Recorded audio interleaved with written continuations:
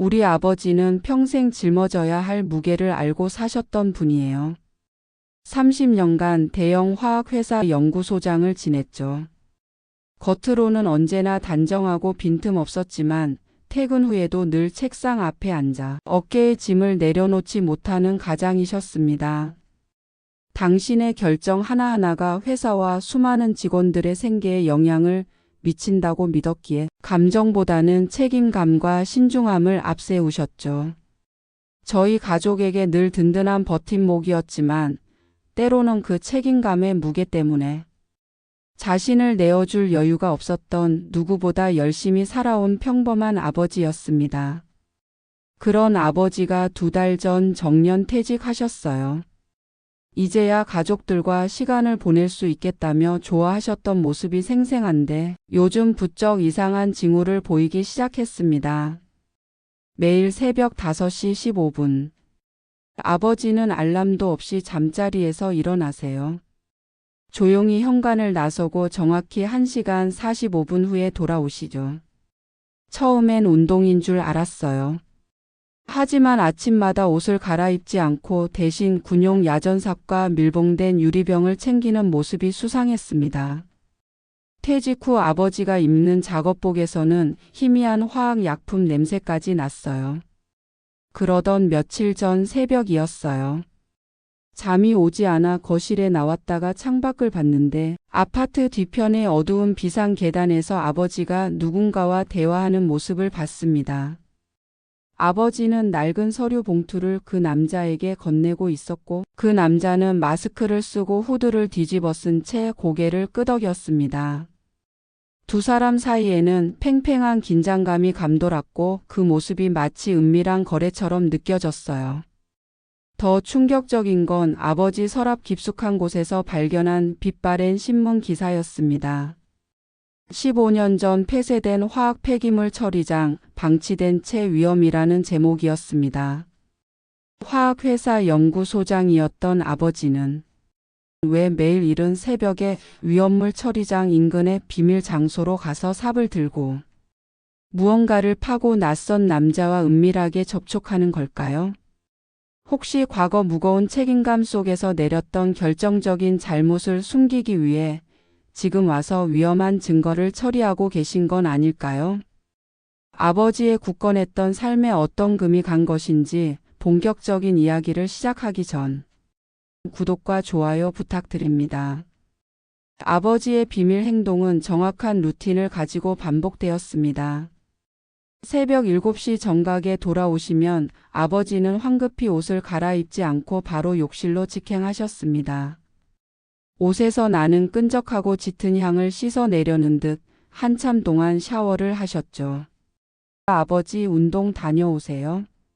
라고 물으면 아버지는 늘 시선을 피하며 응, 그냥 좀 걸었어 라고 짧게 대답하셨습니다.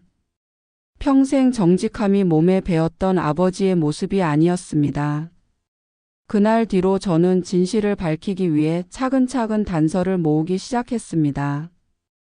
아버지가 사용한 욕실 휴지통에서 토양 샘플 분석 용지에 찢어진 조각이 발견되었습니다. 토양 샘플이라니. 아버지의 직업과 폐기물 처리장 기사와 연결되자 저는 불법 폐기물 매립이라는 최악의 시나리오를 떠올릴 수밖에 없었습니다. 가장 제 마음을 아프게 했던 건 아버지의 깊은 고립감이었습니다.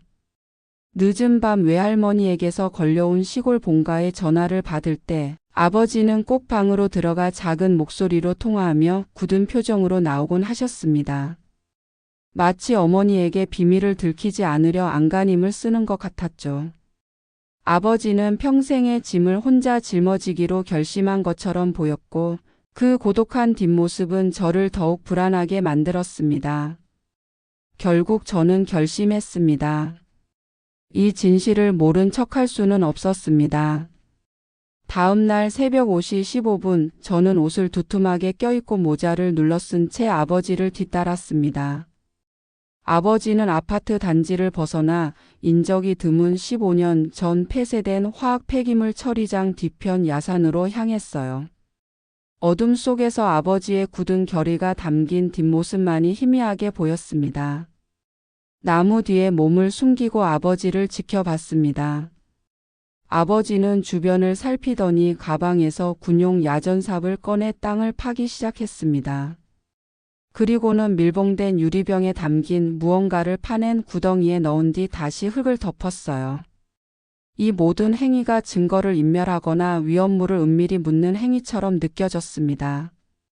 그때 마스크를 쓰고 후드를 뒤집어 쓴 낯선 남자가 나타났습니다. 아버지는 그 남자에게 삽으로 파낸 토양 샘플을 보여주는 듯 했고, 남자는 고개를 끄덕이더니 낡은 서류 봉투를 건넸습니다. 남자가 떠나며 마지막 기회입니다 라고 작은 소리로 말하는 것을 똑똑히 들었습니다. 저는 다리가 후들거려 제대로 서 있을 수 없었어요. 아버지가 불법적인 일에 깊숙이 연루되어 있다는 확신이 저를 덮쳤습니다. 제가 현장을 떠나기 직전 땅바닥에서 낡은 방독면, 필터 조각까지 발견하면서 아버지의 비밀은 위험한 그림자가 되어 저를 옥죄어 왔습니다.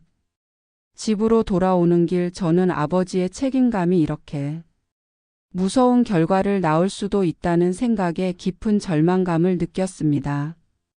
평생을 바친 회사에서 저지른 잘못을 은퇴 후에야 스스로 해결하려 드는구나.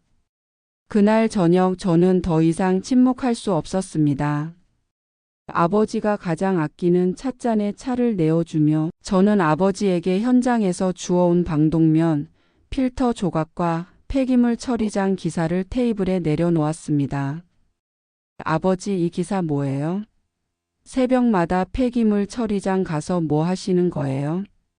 그 남자랑 뭘 거래하는 거예요? 아버지는 서류를 보자마자 얼굴에서 핏기가 사라졌습니다. 평생 저와 눈을 피하지 않았던 아버지의 눈빛이 흔들렸고 결국 오랫동안 참아왔던 눈물을 흘리기 시작했습니다. 사실, 수민아, 내가 알아야 할 사실이 있다.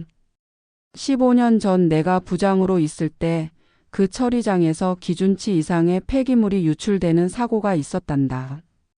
회사에서는 대외적인 이미지 때문에 은폐를 지시했고 나는 그 당시 승진을 눈앞에 두고 있었기 때문에 모른 척했어.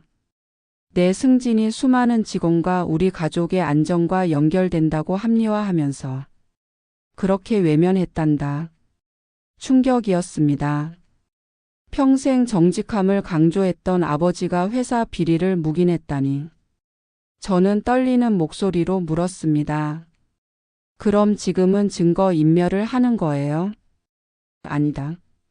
아버지가 떨리는 목소리로 소리쳤습니다. 그 후로 15년간 단 한 번도 편히 잠든 적이 없어. 내 양심이 매일 나를 질책했지. 은퇴하던 날 나는 결심했단다. 내가 외면했던 그 땅을 내 손으로 직접 정화하기로. 그게 내가 평생 짊어져야 할 짐이라고 생각했다. 아버지는 진실을 털어놓았습니다. 내가 묻은 건 정화 박테리아 샘플이었단다.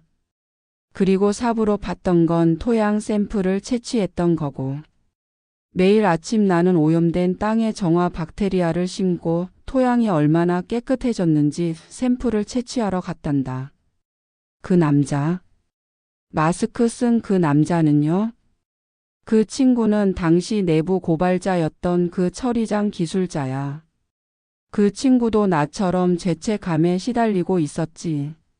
나에게 연락해서 이 땅을 살릴 수 있는 마지막 방법이라며 박테리아 배양 기술을 알려줬어. 봉투는 그 친구가 구해준 토양 분석 결과 보고서였단다. 나는 15년 전의 잘못을 이렇게라도 갚고 싶었단다. 저는 더 이상 아버지를 의심할 수 없었습니다. 아버지는 매일 밤 죄책감에 시달리는 양심적인 아버지였습니다. 새벽마다 삽을 든 아버지는 위험을 감수하고 자신의 과거를 정화하고 있었던 것입니다. 우리 둘은 오랫동안 울었습니다. 오해와 진실 사이에서 무너졌던 믿음을 회복하고 아버지의 깊은 고뇌와 외로움을 보듬으며 말입니다. 우리 아버지는 자신이 짊어졌던 무거운 책임감의 짐과 15년간 골마 터지던 양심의 상처 때문에 새벽마다 삽을 든 것이었습니다. 평생의 완벽주의자였던 아버지는 자신의 잘못을 혼자 처리하려 했고 그 고독한 무게 때문에 마음의 병까지 얻었던 것입니다. 아버지가 묻었던 것은 오염된 폐기물이 아니라 스스로에게 내린 양심의 벌이었습니다.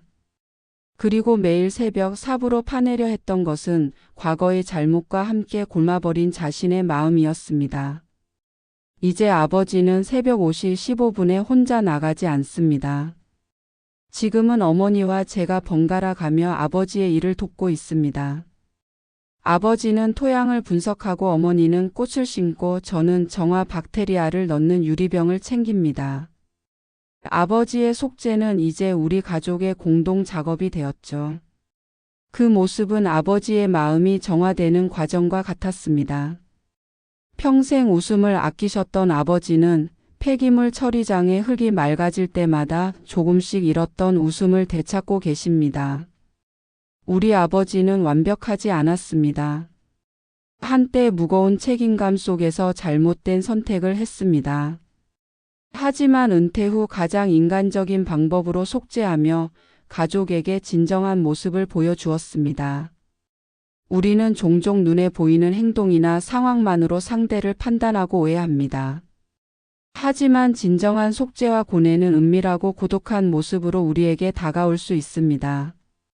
서로를 이해하려는 마음, 그리고 어떤 상황에서도 가족을 놓지 않고 함께 짐을 짊어지는 용기만이 무거운 죄책감과 마음의 병을 이겨낼 수 있습니다.